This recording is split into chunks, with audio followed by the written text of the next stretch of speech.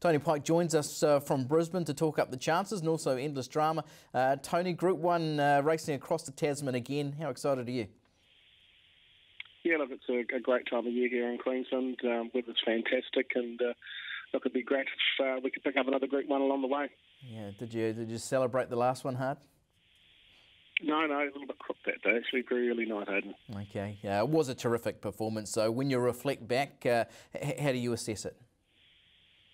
Yeah, look, obviously New Zealand sprinters coming to Australia don't have a fantastic record, so to win a Group 1 weight for age sprint race in Australia, it's a pretty big achievement for a New Zealand horse. And look, it wasn't a mug field either. Obviously, Osborne Bulls and Magistrate were very highly regarded Australian sprinters, and the horses managed to beat them at weight for age, which was a great effort.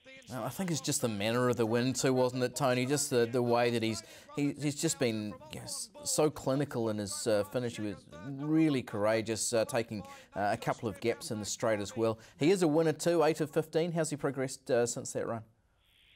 Yeah, look, can't fault the horse at all. Haven't seen him for a week. Came back over on Monday night to watch him work on Tuesday morning, and look, his coat's really starting to come through now here in the warmer weather, and his work on Tuesday morning was outstanding. So, look, if anything, I think he possibly could have improved a touch from the 10,000, but obviously, it's hard to improve off that performance. But really happy with the horse going into today. You did draw kindly in the 10,000, not so kindly here in the Kingsford Smith Cup. What do you do tactically?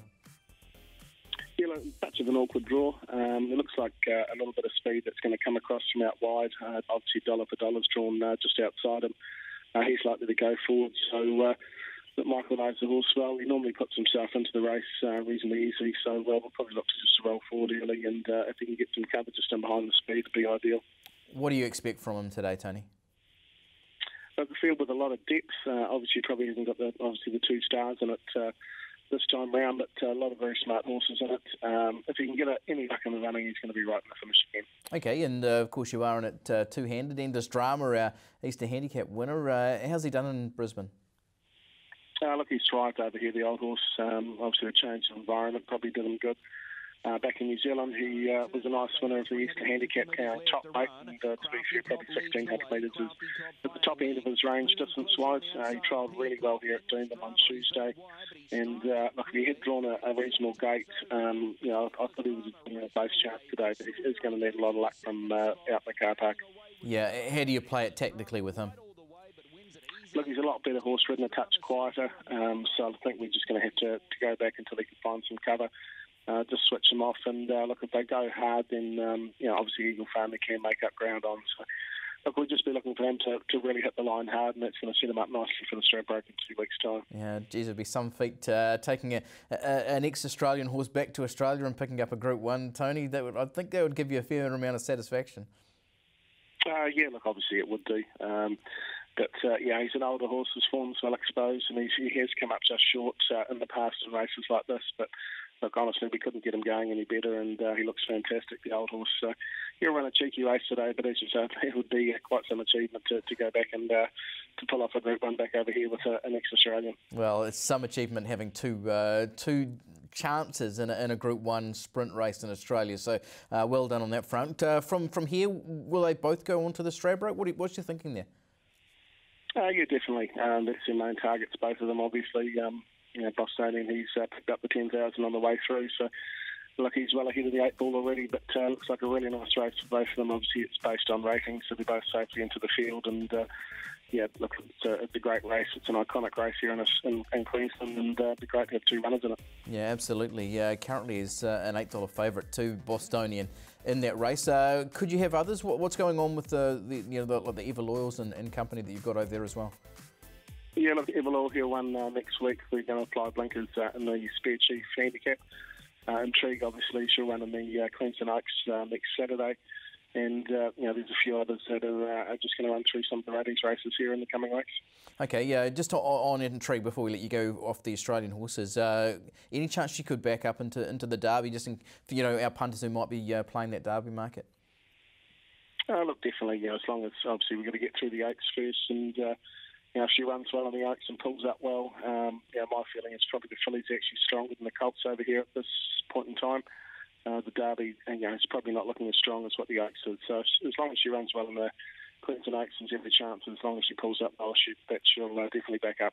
Okay, Tony, let's talk New Zealand runners now. Merlini in the second, very good last time out. Really fought back well after being headed at Te Rapa. How's he progressed? Yeah, look, really happy with him. He had a good blow after that race, so he possibly needed the run. Look, I think he's a really good winning chance today. Probably, the only slight query is whether we can stretch him to 1,400 metres. But, he'll roll forward, and if he can get a reasonably soft time in front, he's going to have every opportunity to run out to 7. Yeah, that's the key, isn't it? Just getting that uncontested lead. We'll see the horse, because he can sometimes be a little bit fierce in his races, can't he? So over 1,400 metres in front, that should suit. Yeah, look, we've quite a crossover noseband today. He's worked very well on that, and I think that's going to be a big assist to him today. As long as he doesn't get taken on, he can settle mid-race, so it'll be interesting to see how it goes today. But he's fitting well, and it'll be interesting to see if he can run out 1,400. Yeah, it sounds like you've got a bit of confidence there. Yeah, definitely. He's a smart horse, and it'll be very interesting. He should land in front with a lot less pressure today, so I expect him to run well. I'm hoping that too, Tony. We're all involved. Money back special too for the first $30 if Merlini is your first bet, punters. Okay, on to race 4. We've got 2 live chances here. Tony Redkane was very good last time out, and also Prince Hareem, who really attacked the line after a slow beginning at Te Rapa. How are you assessing their chances in the 4th? Yeah, look, Redkane, he was very brave first up. Obviously, fresh up at a mile on a heavy track at Taranaki. Obviously today, back on a better surface at Ellerslie, possibly is going to need probably 2,000 metres to be a winning chance. Just whether he's quite as sharp. Second up at 1,600, we'll find out today. But he's drawn a good gate. He'll roll forward and put himself in the race, and I'm sure he'll be there for a long time. Prince Hareem, he's actually flying the horse after coming back from Hong Kong.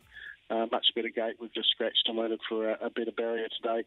His fresh up run here in New Zealand was very good at Te Rapa, and I expect him to go very close today. Yeah.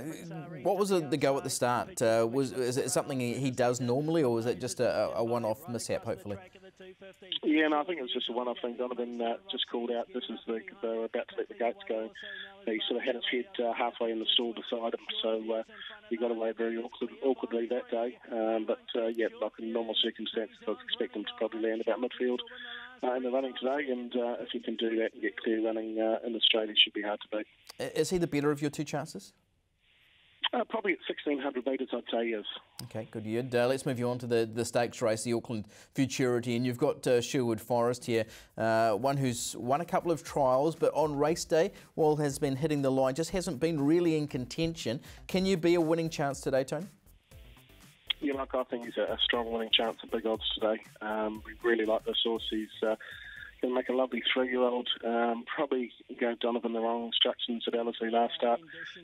He jumped well and probably could have gone and sat outside the leader quite comfortably, but he's ended up having to go all the way back in a very, very slowly run race. A little bit green, sort of out wide on the track, but his closing section also were quite exceptional. Obviously, from gate 1 today, I'd expect him to probably trail the leader, and I think he's going to be a live chance at big odds.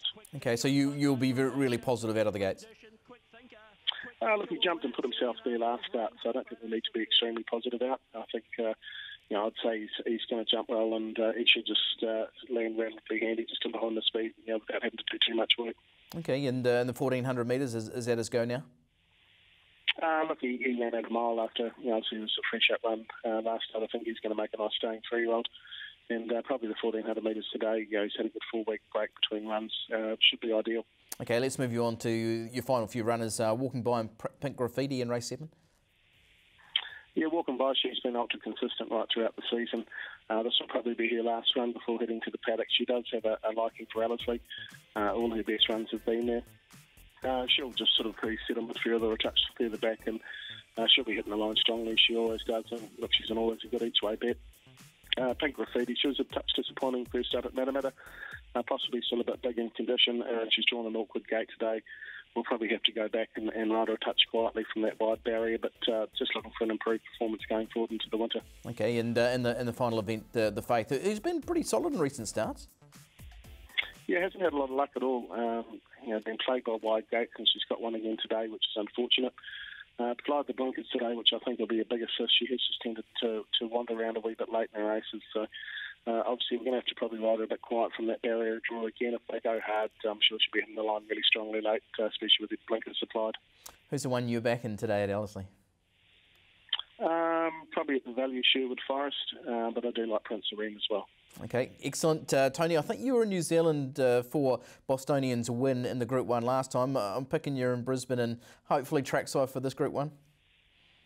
Yep, no, we're over here today and just got back from the stables about half an hour ago. So, looking forward to the day. It looks like they're going to get a massive crowd at Eagle Farm too. There's plenty of temporary grandstands and there's plenty happening and plenty of action at the track this morning. Now, well, fingers crossed. Best of luck for the day and thanks for joining us here on the Punters Lounge Live.